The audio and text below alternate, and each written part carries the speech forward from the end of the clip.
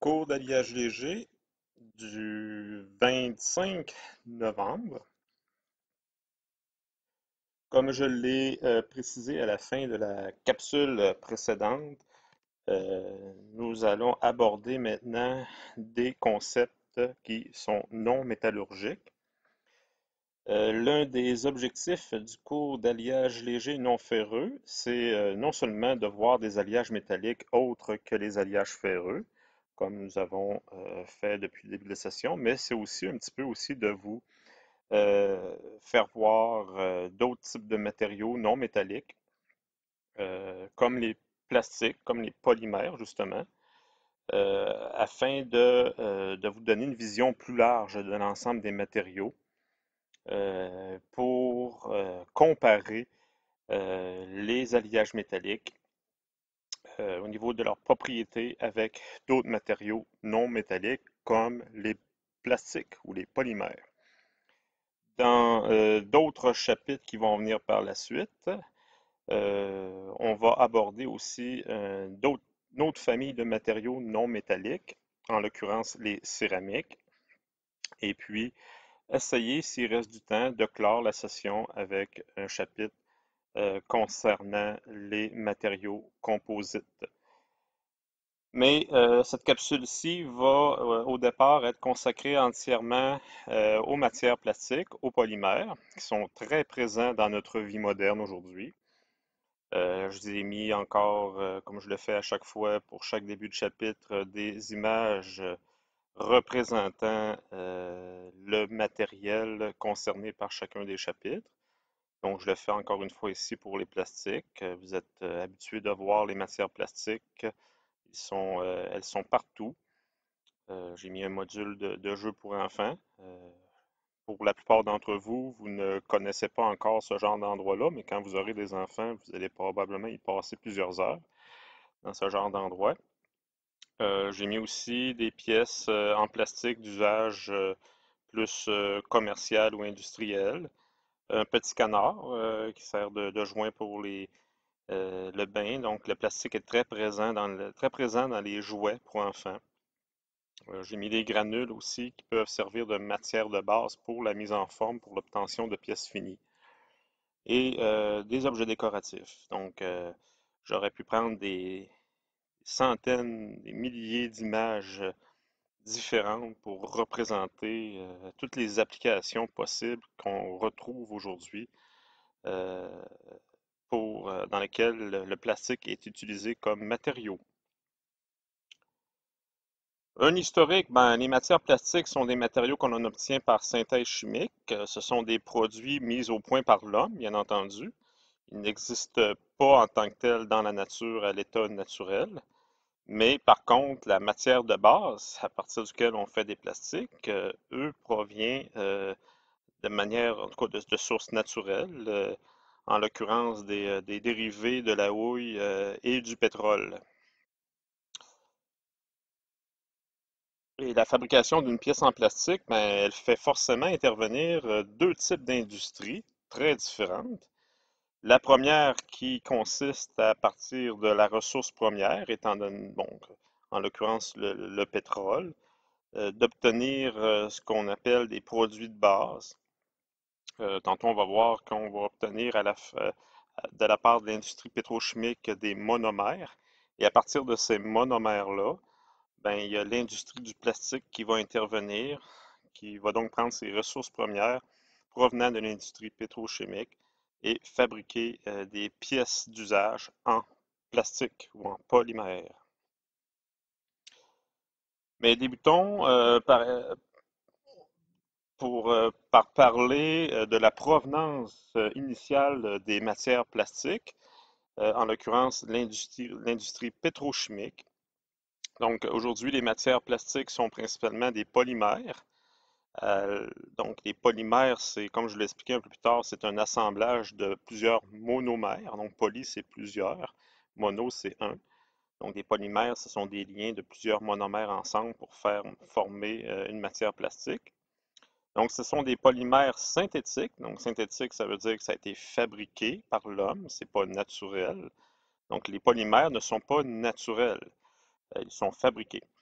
Donc, on les obtient par synthèse à partir de substances extraites du gaz naturel, mais surtout du pétrole, voire même du charbon.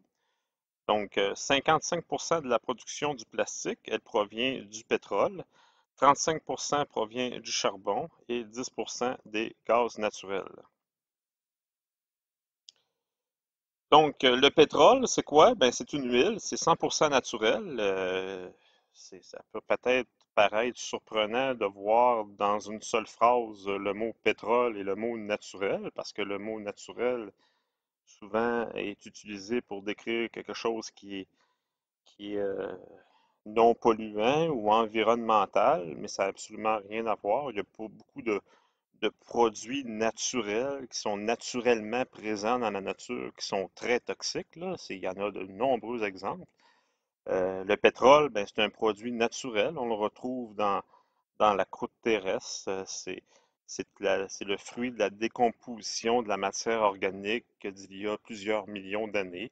Donc, les arbres ainsi que toute la végétation et toute le- le- l'espèce animale de l'époque se sont dégradées, se sont enfouis dans la terre et avec les années, ben, a généré ce qu'on appelle le pétrole. Donc, le pétrole, c'est essentiellement du carbone avec un peu d'hydrogène. Donc, c'est la matière, c'est l'atome constitutif de la vie, de la vie. Mais le pétrole, c'est un mélange de centaines, voire des milliers de produits organiques différents. Ce sont des composés dits organiques. Donc, lorsqu'on on décompose des lipides, des protéines, sur plusieurs milliers d'années, plusieurs millions d'années, il s'en génère plusieurs types de molécules organiques. Donc, et tout ça mélangé ensemble, ben, ça forme ce qu'on appelle aujourd'hui du pétrole. Mais pour pouvoir utiliser le pétrole pour pour fabriquer des matières plastiques, ben, il faut le transformer. Donc, pour ça, ben, le pétrole est extrait au départ et il est traité ensuite dans un complexe pétrochimique appelé raffinerie ou raffinage pour fabriquer des produits chimiques de base, en l'occurrence les monomères. Donc, parce que les composés du pétrole brut ont des masses différentes, donc le pétrole, c'est un mélange de plusieurs molécules différentes, mais ce qu'elles ont en commun, c'est que c'est toute de la matière organique. Elles ont des propriétés différentes, donc entre autres des points d'ébullition différents. Et puis, on va exploiter ces différences-là pour raffiner le pétrole, c'est-à-dire extraire et séparer les différents constituants. Et pour ça, donc, on va chauffer le pétrole. euh, on va incorporer le pétrole dans ce qu'on appelle des colonnes à distiller et on va chauffer le pétrole à différentes températures. Et lorsqu'on chauffe à une certaine température, bien, seuls les constituants qui ont un point d'ébullition supérieur à la température du chauffage du mélange vont se vaporiser et les autres constituants vont demeurer liquides. Donc, en passant en phase vapeur, certains constituants donc, vont sortir du pétrole liquide et on va recueillir ce gaz-là ailleurs et on va pouvoir le refroidir pour le réobtenir à l'état liquide. Donc, c'est comme ça qu'on arrive à séparer les différents constituants. Et donc, en chauffant à différentes températures, le pétrole, on finit par retirer et séparer les constituants les uns des autres. Donc, l'équipement dans lequel on fait ce genre d'opération-là, ça s'appelle une colonne de distillation ou une colonne à distiller. Si vous allez passer par la région de Montréal, dans la partie est de la ville, là, sur le long de l'autoroute 40, bien, vous êtes en mesure d'apercevoir quelques usines pétrochimiques et les colonnes de métal qui s'élèvent dans le ciel, bien, ce sont justement des colonnes à distiller dont l'objectif est justement de séparer les différents constituants à partir du pétrole brut. Et puis, comme je l'ai dit, ben, ces différents constituants-là qu'on arrive à séparer en phase gazeuse, on les refroidit et ils redeviennent à l'état liquide.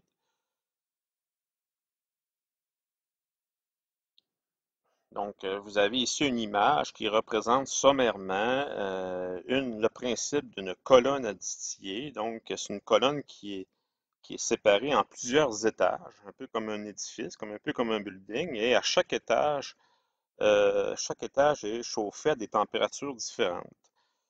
Les températures plus basses sont dans la partie supérieure et au fur et à mesure qu'on descend dans la colonne, ben, on travaille avec des températures de plus en plus élevées. Et le pétrole brut, ben, il est injecté dans la colonne par sa partie inférieure. Donc, ce qui arrive, c'est que, par exemple, les constituants qui ont des points d'évaporation plus bas qu'une trentaine de degrés C, bien entendu, à 400 degrés C, dans la partie inférieure de la colonne, ces produits-là vont se vaporiser. Mais toutes les constituants dont le point d'ébullition est supérieur est inférieur à 400, c'est-à-dire vont passer en phase vapeur.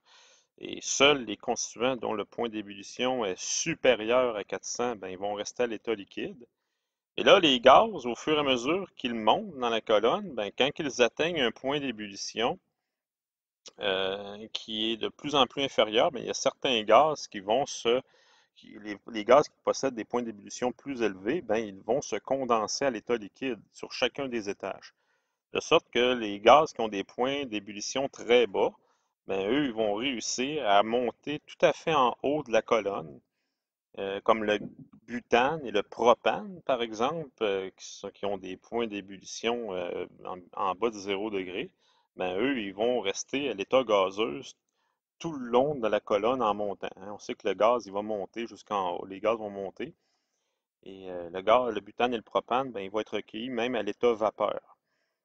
Puis on va s'en servir entre autres là, pour l'utilisation des barbecues et il y a beaucoup d'autres applications aussi. J'attire votre attention sur l'étage là, correspondant à 150 degrés C. Ben, il est encadré l'essence légère qu'on appelle communément le naphta. Ben, c'est à partir de ce constituant-là qu'on va fabriquer les polymères ou les plastiques.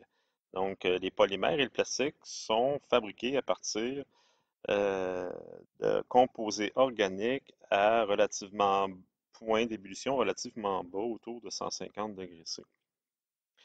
Et au passage, ben, je souligne aussi la présence du kérosène, là, dont le point d'ébullition est à 300 degrés C. Le kérosène qui sert comme combustible pour les avions, entre autres. Et, et dans la partie très inférieure là, de la colonne, c'est là qu'on va se retrouver les constituants avec les points d'évaporation les plus élevés, entre autres le goudron, avec lesquels on va faire le bitume qui sert de revêtement pour les routes. Donc, tous les produits là, du pétrole dans son entièreté trouvent une niche d'application dans notre vie moderne. Donc, il n'y a pas de gaspillage. Le pétrole au complet va servir à quelque chose. Tous les constituants ont des applications.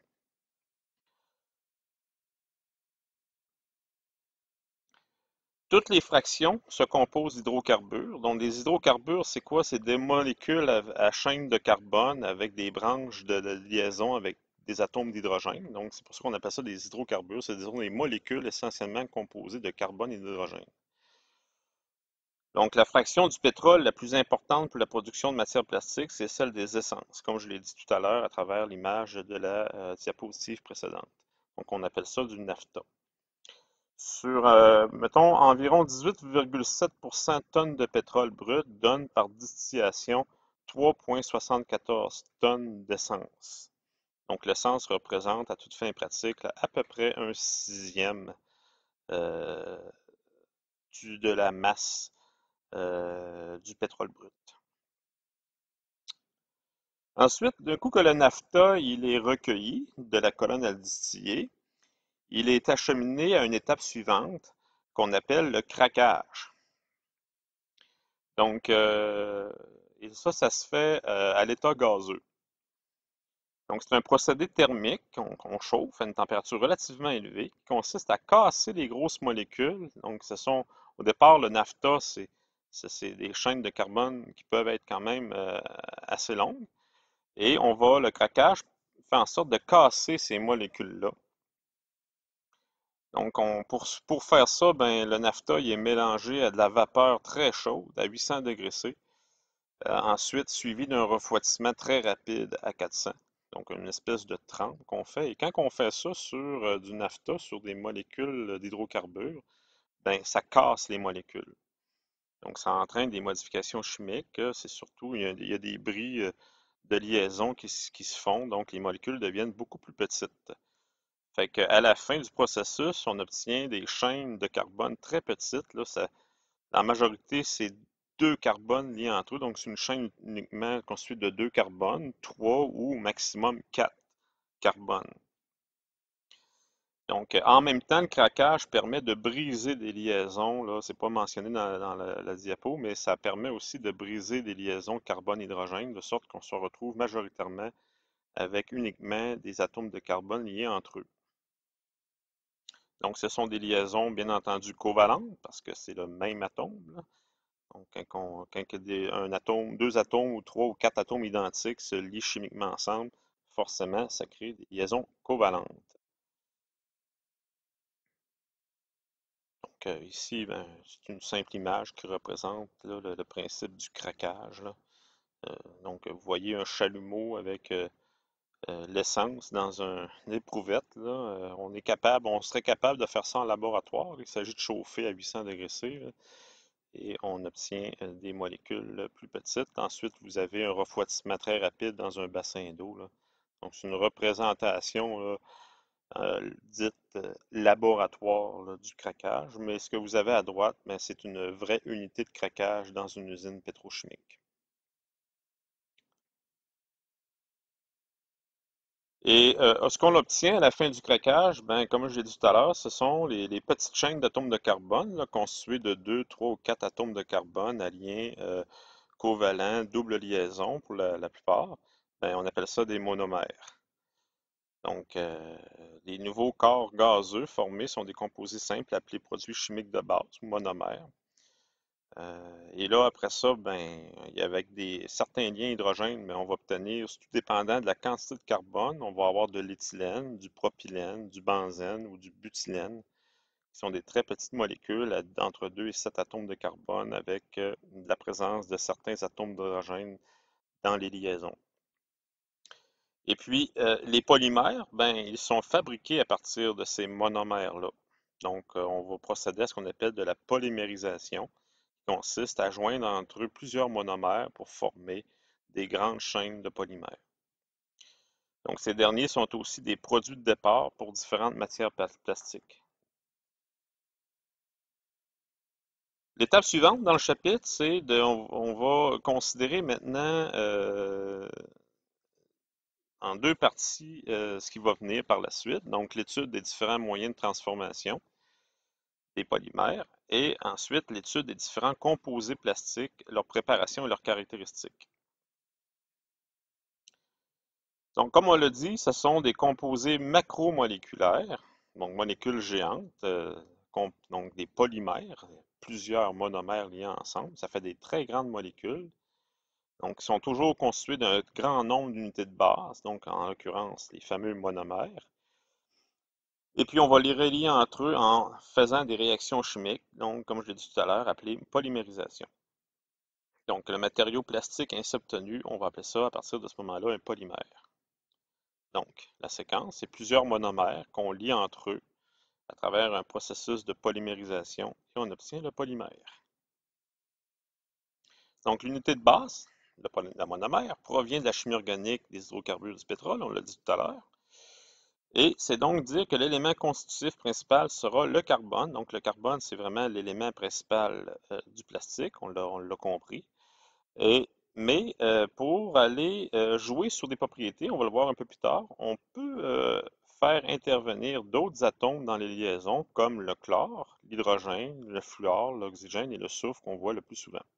Donc, ces 5 éléments-là, ils peuvent se retrouver ici et là dans certains types de polymères pour modifier certaines caractéristiques, certaines propriétés. Donc, si toutes les unités de base, les monomères, sont identiques, le produit final sera ce qu'on appelle un homopolymère. Homo pour un, ça veut dire une sorte de polymère. Donc, on va avoir On n'aura pas de, autrement dit, ça va être une constance, toujours la même molécule qui sont attachées entre elles.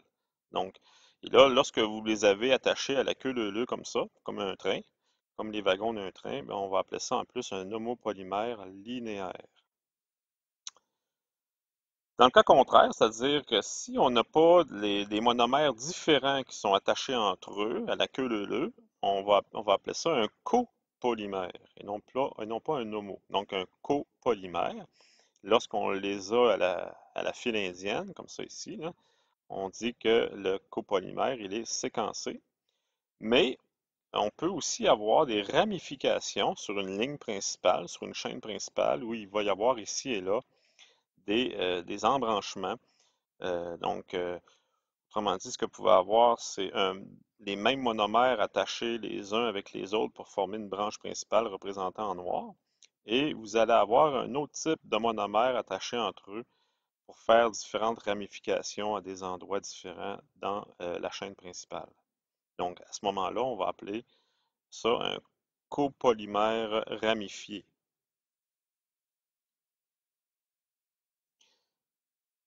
Ici, vous avez une image un peu plus près de la réalité, disons, de ce que peut être une chaîne de monomères, donc un polymère, parce qu'ici, on représente les atomes. En vert, ce sont des atomes de carbone qui sont attachés les uns avec les autres par des liens simples ou doubles. Et vous avez des atomes gris qui sont en général des atomes d'hydrogène, mais vous pouvez aussi retrouver la présence d'atomes de chlore, de soufre, de fluor ou d'oxygène. Donc, vous voyez que c'est une chaîne, puis vous remarquez qu'à certains endroits, il y a des ramifications qui rattachent la chaîne à plus qu'un endroit, là.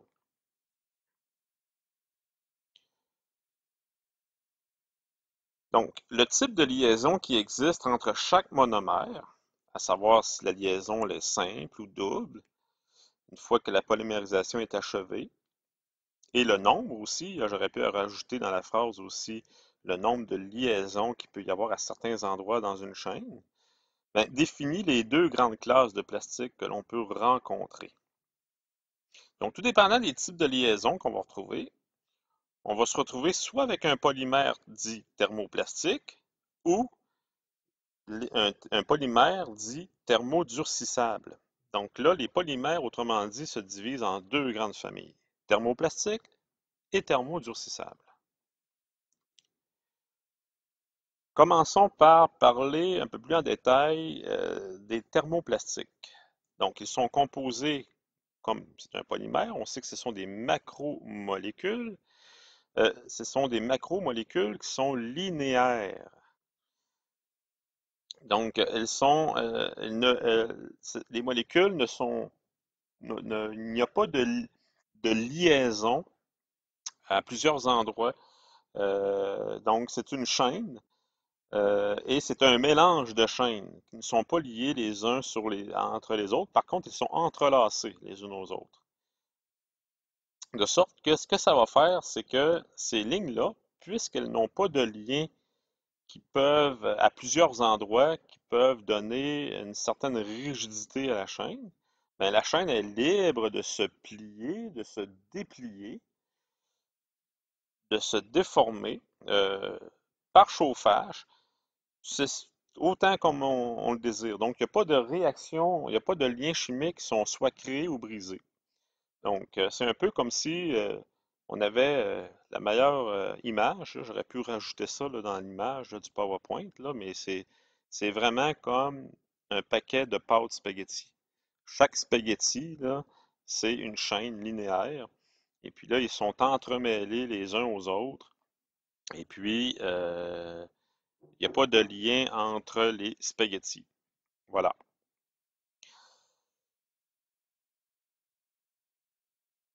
Dans les thermoplastiques, donc dans les procédés de fabrication, on pourra donc réaliser une pièce par déformation ou par moulage. Donc, ça a des implications, ça, importantes, le fait que les chaînes soient pliables, dépliables, euh,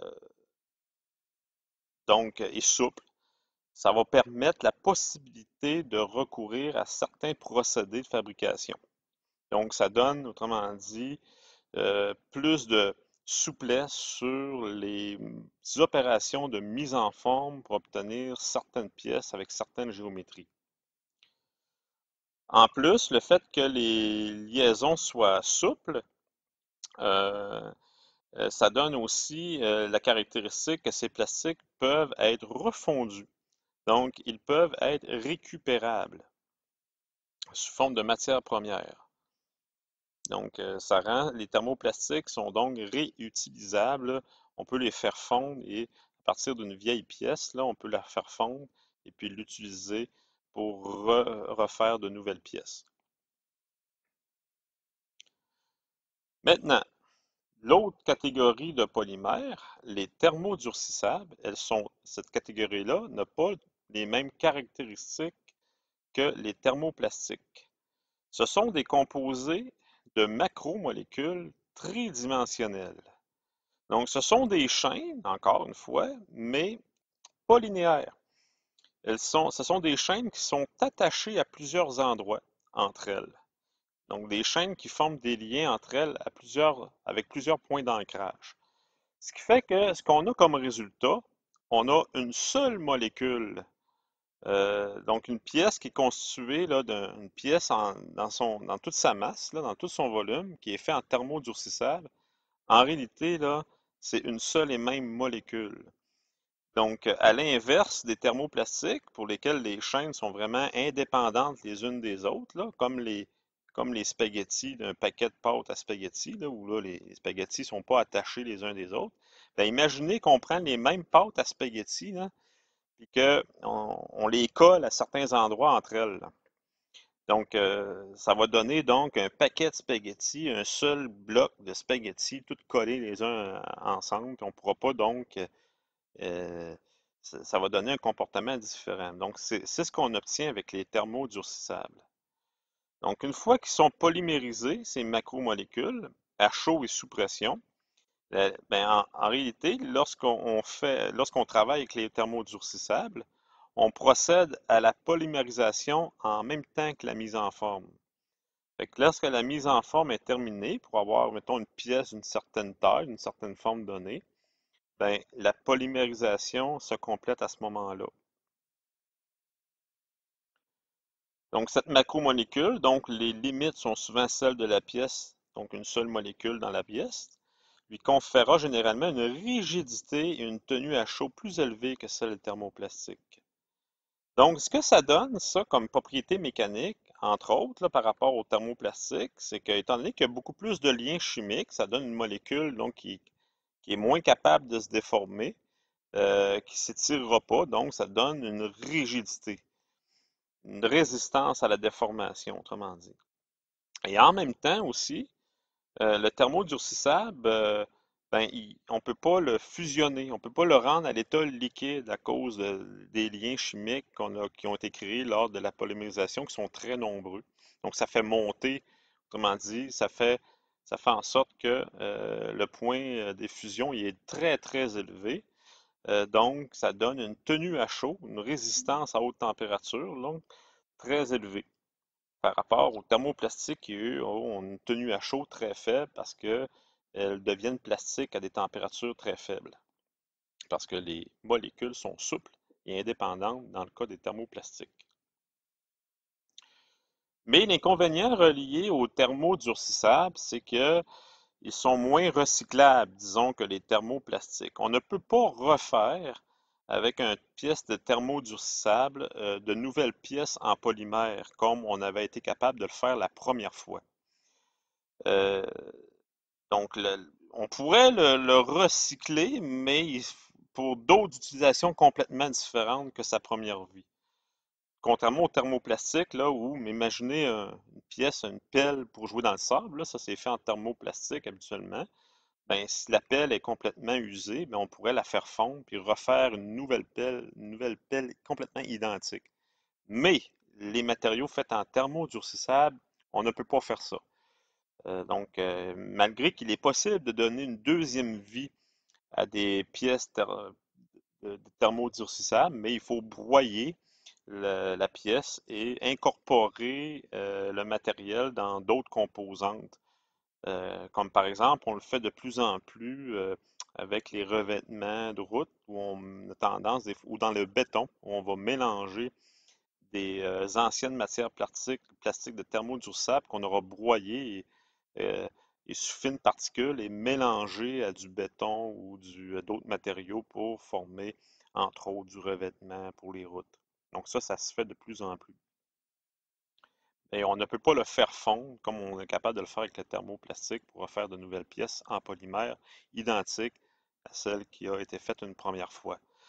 Vous connaissez bien les thermodurcissables parce que c'est exactement ce genre de produit-là dont on se sert pour faire les fameux enrobages pour l'observation métallographique des pièces métalliques dans vos laboratoires. Donc, ce sont des thermodurcissables. Donc, quand vous faites une rondelle, là, comme ça, d'enrobage, ben, ce que vous faites, c'est que vous mettez le produit dans l'appareil, et lorsque vous refermez le tout, ben, il y a une pression qui s'exerce avec un chauffage. Donc, c'est la polymérisation qui opère pendant une trentaine de minutes. Et au terme de donc, plusieurs réactions chimiques qui ont lieu entre les molécules entre elles pendant la durée du chauffage. Et puis lorsque c'est terminé, ben, on procède à un refroidissement, puis ensuite, ben, la rondelle elle est libérée. Puis là, vous obtenez l'enrobage que vous tenez dans vos mains par la suite, ben, c'est une seule molécule qui est une macromolécule tridimensionnelle avec attachée à plusieurs endroits par un très grand nombre de liens chimiques. Voilà. Donc, vous avez ici une autre image là, un peu plus simpliste que ce que j'avais présenté dans un, dans une diapo précédente, là, mais ça permet de représenter que les atomes blancs, qui représentent des atomes de carbone, là, sont liés chimiquement à plusieurs endroits avec d'autres atomes pour former une molécule qui vraiment là, s'attache avec elle-même à plusieurs endroits. Les propriétés des plastiques maintenant. Donc, on sait qu'il existe d'un côté les thermoplastiques, les thermodurcissables. Donc, les propriétés des matériaux plastiques sont très diverses parce qu'elles dépendent de plusieurs facteurs. Donc, elles vont dépendre en premier lieu du type de monomère qui a été utilisé pour faire le polymère au départ. Elle va dépendre de la longueur moyenne des chaînes. Ça, c'est surtout pour les thermoplastiques, parce que dans le thermodurcissable, il y a une seule chaîne. Dans les thermoplastiques, ben, il y en a vu plusieurs, et tout dépendant de la longueur, ça va jouer sur les propriétés, entre autres les propriétés mécaniques. De la forme des chaînes, donc le type de ramification, à savoir si c'est séquencé, s'il y a des ramifications ou non, le nombre de ramifications. Des liaisons possibles entre les chaînes. Donc, est-ce que des chaînes peuvent faire des liens entre eux, normalement dans les thermoplastiques, et de la disposition relative des chaînes entre elles. Est-ce que c'est amorphe? Est-ce que c'est cristallin? Puis on pourrait même rajouter aussi de la présence de- de- d'éléments additifs, en l'occurrence le chlore, le soufre et le phosphore qu'on peut voir aussi. Donc, on aurait pu rajouter ça aussi. Donc, ce que vous avez ici, c'est des réticulations assurées par des atomes ou des molécules entre les chaînes principales. Donc, c'est un peu une autre image là, de ce que peut être un thermodurcissable. Donc, vous voyez plusieurs liens là, pour former une molécule tridimensionnelle. De plus, les propriétés peuvent être grandement modifiées. Donc, c'est ce que je viens d'ajouter tout à l'heure. Là, on le souligne ici, c'est qu'on pourrait ajouter ce qu'on appelle des additifs, mais le mot utilisé le plus souvent dans le cas des polymères, c'est le mot adjuvant. Donc, c'est un peu un synonyme d'additif. Donc, des adjuvants et là, ça se subdivise en plusieurs catégories. On peut mettre des colorants, des stabilisants, des plastifiants, des matières lubrifiantes, antistatiques, ignifiants. On peut mettre aussi des renforts. Donc, quand il y a des renforts, comme par exemple des fibres de silice, par exemple, ou des fibres de carbone, ben là, on va parler de matériaux composites. Donc, c'est pour ça que j'ai mis un bâton de hockey. Là. Aujourd'hui, les bâtons de hockey sont uniquement faits en matériaux composites. Pas toujours une bonne idée, parce que pour être un bon bâton de hockey, la résistance au choc, en principe, devrait être importante. et les matériaux composites ne sont pas reconnus pour leur très grande résistance au choc, de sorte que lorsque vous regardez un match de hockey à la télé aujourd'hui, euh, peut-être que vous, selon votre âge, là, on peut être habitué de voir ça pour trouver ça un peu normal, qu'il y ait autant de bâtons qui se cassent lors d'un lancer. Même des fois que le joueur ne fait que s'appuyer sur son bâton, puis le bâton il va casser au milieu entre le bout du manche et la palette. On voit ça souvent, souvent dans une partie de hockey à la télé où au moins une dizaine de fois minimum, là, il y a des bâtons qui vont se casser. Auparavant, il y a 20, 30, 40 ans, ça arrive. Des matchs de hockey où souvent, c'était assez rare qu'un bâton casse, là. Puis quand ça cassait, c'était au niveau de la palette, mais là, aujourd'hui, c'est devenu complètement normal parce que aujourd'hui, les bâtons sont faits en matériaux composites et la résistance au choc, elle est relativement faible. L'avantage d'utiliser le composite, c'est que le bâton est beaucoup plus léger. Et le deuxième avantage, c'est que le module de Young est très faible, ce qui fait que le bâton, lors des lancers, on peut le déformer élastiquement de manière importante, donc de sorte que le bâton emmagasine beaucoup d'énergie et ça donne de la force au lancer. Voilà. Donc, propriété des plastiques. Ici, c'est un petit commentaire, là, parce que pour dire que j'irai pas trop loin là-dedans, parce que vous êtes pas des futurs ingénieurs chimistes, parce qu'en parenthèse, ceux qui deviennent spécialistes, en tout cas ceux qui étudient dans les polymères, les plastiques, normalement, ce sont des techniciens en génie chimique ou des ingénieurs chimistes, et vous, c'est pas votre cas. Donc, on va se limiter à un certain niveau de connaissance concernant les polymères. Il est intéressant aussi de comparer les plastiques au niveau de leur masse volumique avec les métaux, comme je l'ai fait à chaque fois pour chaque chapitre, parce qu'une des forces des plastiques, c'est la légèreté. C'est une des principales raisons pour lesquelles on va être motivé à utiliser les plastiques dans plusieurs domaines. Donc, on voit bien l'intérêt ici, là. Le plastique, ben, les plastiques, ça va varier la masse volumique, là. Donc, il y a plusieurs sortes de polymères, donc de sorte que les masses volumiques vont différer les uns par rapport aux autres, mais au maximum, là, mettons, disons, les plastiques les plus lourds, là, la masse volumique, là, est autour de 1,5, mais ça peut être plus bas qu'1,5, là, ça peut même, dans certains cas, être inférieur à 1. Donc, dites-vous, là, ce que vous voyez là, sur l'image, là, c'est la masse, les plastiques les plus lourds, là, mais ça peut être plus bas que ça, là. Donc, on voit tout de suite l'intérêt de départ de l'utilisation des plastiques dans plusieurs secteurs, donc entre autres dans le domaine du transport. Euh, le coefficient de dilatation linéique des plastiques est très grand par rapport aux autres matériaux.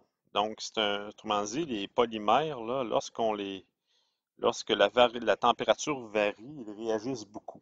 Donc, quand la température grimpe, ils dilatent beaucoup, et à l'inverse, lorsque ça refroidit, ça se contracte beaucoup, et ça crée certains problèmes dans différents types d'assemblages. Du moins, il faut que les concepteurs qui travaillent, qui choisissent le polymère dans des assemblages, ils doivent en tenir compte, ce qui n'a pas toujours été le cas. Comme je vois par exemple, là, autrefois dans l'industrie automobile, là, les volants de voitures étaient construits avec un squelette en acier ou en aluminium, et puis c'était recouvert de matière plastique.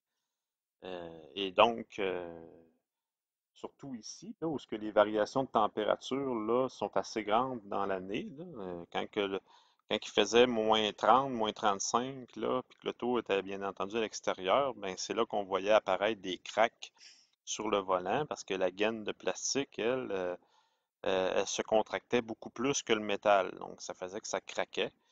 Euh, donc, on voyait apparaître, là, moi, je me souviens plus jeune, là, qu'on voyait là, tout le temps 4 ou 5 cracks à différents endroits sur le volant. C'est sûr que lorsqu'on était dans le sud, c'était moins fréquent, mais dans les pays froids comme ici, ben, c'était très fréquent de voir des cracks sur le volant. Maintenant, aujourd'hui, depuis bon nombre d'années, le volant des véhicules est conçu autrement, de sorte on n'observe plus ce genre de défaut-là d'assemblage. C'est juste que c'est un exemple classique qui met en évidence la différence importante de coefficient de dilatation entre les polymères et les métaux. Euh, les plastiques sont de bons isolants. Donc ça, c'est une grande différence par rapport à l'ensemble des métaux, là. Ils ne conduisent pas le courant. C'est parce que ce sont des liens covalents. Euh, donc, il n'y a pas du tout de lien métallique dans les polymères. Donc, les électrons, autrement dit, ne peuvent pas voyager dans le matériel. Les électrons sont confinés autour des atomes auxquels ils sont attachés. Ils ne peuvent pas donc voyager comme ils peuvent le faire dans les métaux, de sorte que ça leur confère à la fois euh, une capacité d'être très isolante tant au niveau électrique que thermique. Donc, on va utiliser le plastique, entre autres, dans l'électricité pour faire une barrière, en tout cas pour rendre plus sécuritaire l'utilisation de prises électriques, par exemple. Donc, vous voyez un couvercle en plastique, là, c'est pour ça qu'on utilise le plastique, là. Donc, s'il y a un mauvais contact entre la prise et le câble, ben, au moins, si on ne touche qu'au plastique, ben, on risque moins d'être électrocuté. Puis aussi, ben, on peut utiliser les polymères pour l'isolation des maisons. Là, c'est utilisé très, très souvent. Entre autres, on va utiliser le polyuréthane ou le polystyrène expansé pour isoler les bâtiments, comme on le voit sur l'autre image. On voit un, un- un opérateur, là, si on veut, ou une personne expert en train euh, d'expulser du polyuréthane euh, entre les solives d'un toit de maison, afin de rendre la maison beaucoup plus isolante. Donc, quand on dit que les plastiques et le pétrole, ben, c'est nocif pour l'environnement, ben, on peut contrebalancer avec le fait qu'on peut utiliser le pétrole pour isoler les maisons et donc consommer beaucoup moins de courant. Voilà. Les propriétés des plastiques, encore une fois, ben, un autre intérêt là, du fait que les plastiques sont de très bons isolants électriques, mais on va utiliser le plastique, entre autres, pour faire les gaines de fils de câblage électrique pour rendre l'utilisation de ces fils-là sécuritaire, hein.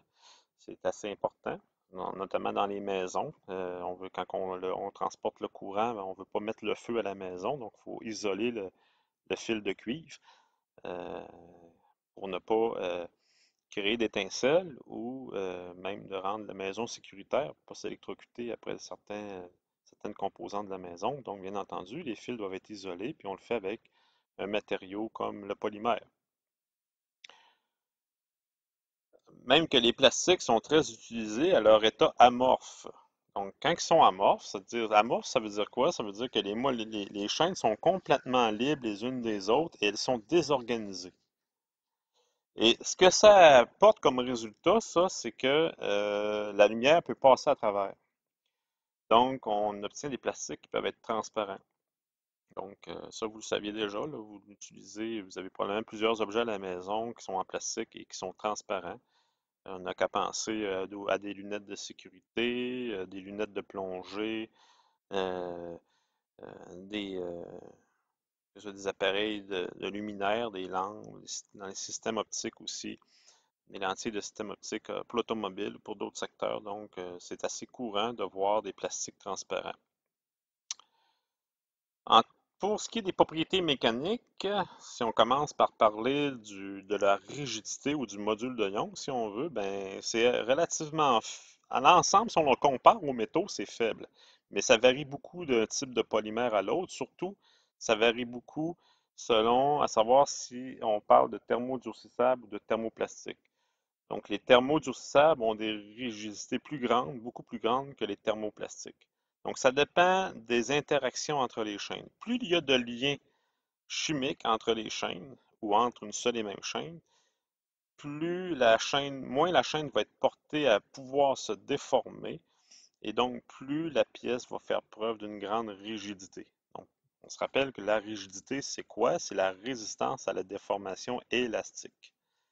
Donc, si les chaînes sont moins libres de se déplier lors de l'action d'une contrainte, bien entendu, là, le matériau dans son ensemble va moins se déformer de manière élastique, donc la rigidité, autrement dit, va être plus élevée.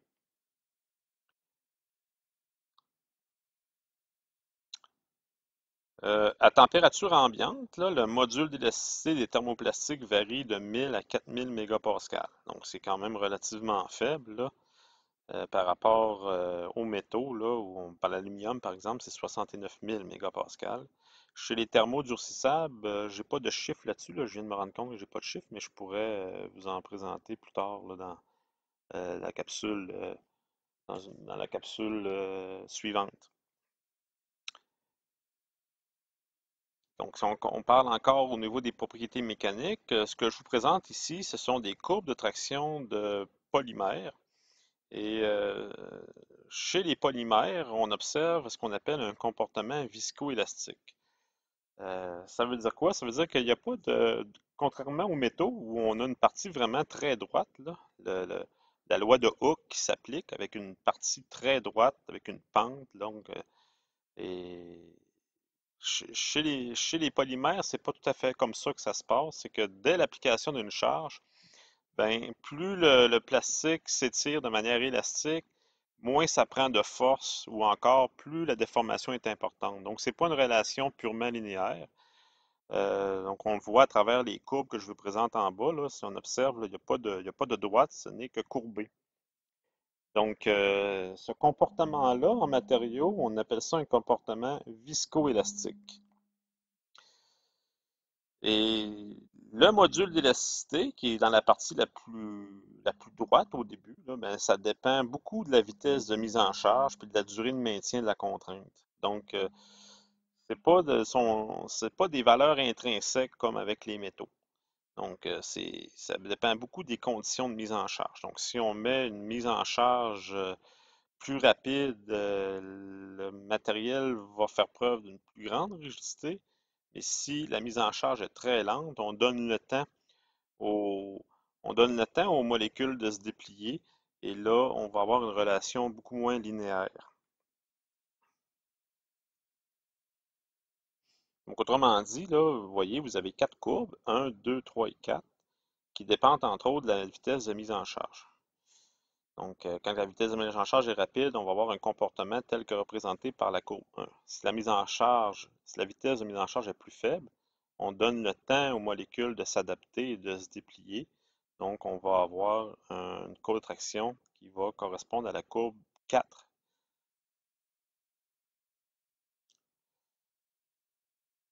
Le domaine de la température pour lequel on peut utiliser les plastiques est plus restreint que celui des métaux et des céramiques, hein, beaucoup plus même. Surtout par rapport aux céramiques. Donc, les matériaux plastiques, surtout les thermoplastiques, ne sont pas réputés pour résister à de très grandes températures et perdent leur propriété mécanique pour des températures très, très basses. Donc, ce qu'on appelle la température de fluage, là, c'est très faible. D'ailleurs, les propriétés mécaniques varient beaucoup en fonction de la température d'utilisation. Donc, les métaux sont moins sensibles à ça, ça dépend. On sait que chez les aciers, la résistance mécanique des métaux, surtout les aluminiums, sont un petit peu plus influencés par la température. Donc, ça devient de plus en plus dur au fur et à mesure que la température est plus froide. Donc, l'ensemble des matériaux vont se comporter un peu comme ça, mais chez les polymères, le changement est encore plus drastique. Donc, ici, c'est une autre image d'une courbe typique de traction des polymères, là.